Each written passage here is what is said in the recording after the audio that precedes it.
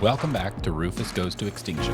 In this episode, I'm finding some more creatures to tame, and also getting some breeding started. I use a modded ARK server that I host myself using ReadyGSM to set up. The breeding settings have been boosted to make it faster and even more advantageous to breed and imprint creatures. And sometimes, not every tame goes as planned.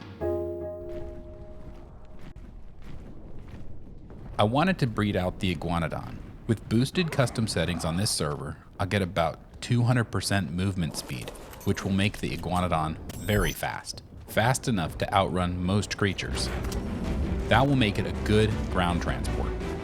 I also like them because you can shoot when riding, which makes it easier to tame some creatures when you need to be able to move around a lot.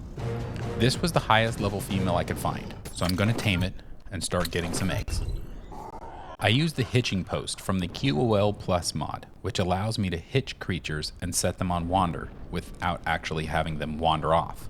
I don't know if it's the same on ASA, but on ASE, this was a useful way to generate eggs even when the creatures are out of render.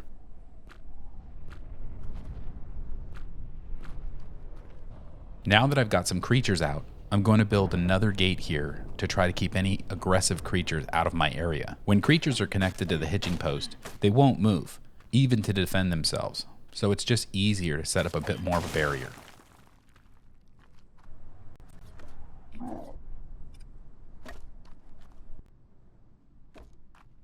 While I wait for some eggs, I can go back to taming.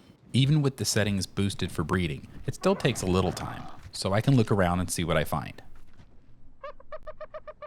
I'm a sucker for a high-level creature. There's just something about it.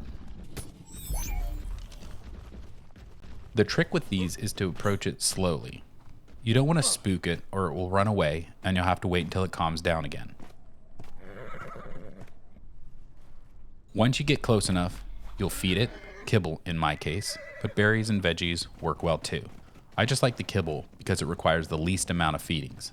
As you ride it, it will randomly ask for food to be soothed. Then it runs around a bit and does it over and over until it's tamed. Using kibble on a 140 with the taming speed set to 3, which is what I have on this server, it should take only 4 feedings. It ends up being completely tamed in just under a couple minutes. But when you're in the middle of it, it really seems like it takes a long time. I think it seems like that because this thing runs all over the place. You have no idea where it's going to go. It could run into a wall, off a cliff, jump into the water, or run into some aggressive creature. This area seems calm right now, but at any moment, something could run in here and ruin the whole thing. Actually, when ASA first came out, I think there was something wrong with this taming process. I would get to the point of the first feed, I'd hop on to ride it, and then when it asked for food on the very next time, pressing the feed button would just jump you right off and ruin the taming effectiveness. I tried it a couple times, but eventually I just waited until the bug was fixed. I'm glad they fixed it, because this is actually a great creature to ride around on. It's generally fast enough to outrun aggressive creatures, and it usually has enough stamina to last a long time. Okay, we're getting close now. See, there it goes, running right next to a bunch of bugs. As long as they leave us alone, it should be fine. But if they become aggressive, it will ruin it. So you just take some chances when you go to tame these things.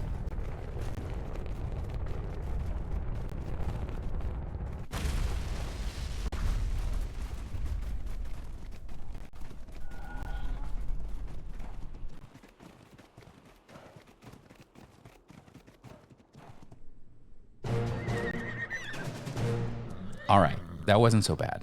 We're just lucky because nothing ran up and ruined it.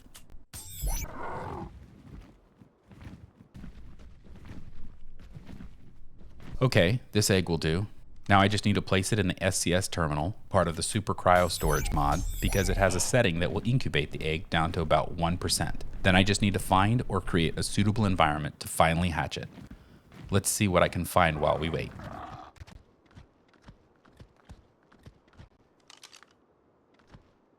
Nice, a 140 Rex. I don't think I can resist that. Let's see if I can knock this out. I don't usually spend too much time building traps if I don't have to. I like to try to find ways to safely knock out creatures without them, especially on official servers, where it is usually so pillared out that you can't build traps anyway. This is my custom server, so I can do it, but I guess I just like the sport of it sometimes.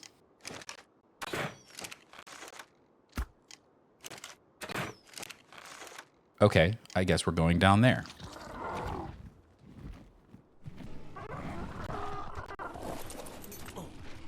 This just made the situation a little bit more tricky.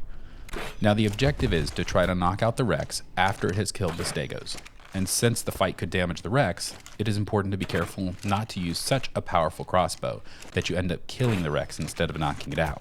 When the Rex eats, if it eats, then it will get some of its health back.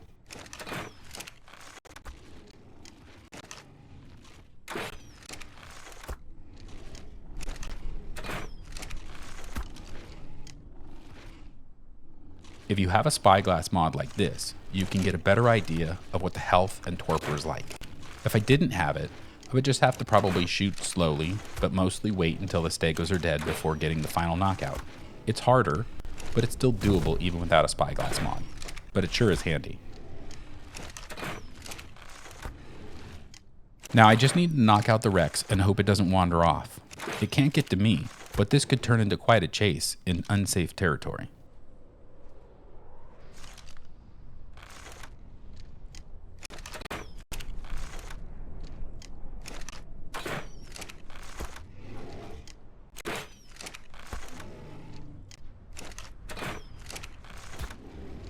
Well, it took one extra shot that it didn't need, so that will probably affect the taming effectiveness, but oh well. It's a 140 Rex, and by using kibble, it should still turn out to be a pretty good level.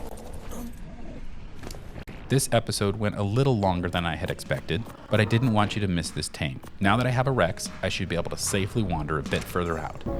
I hope to see you in the next episode. Thanks for watching.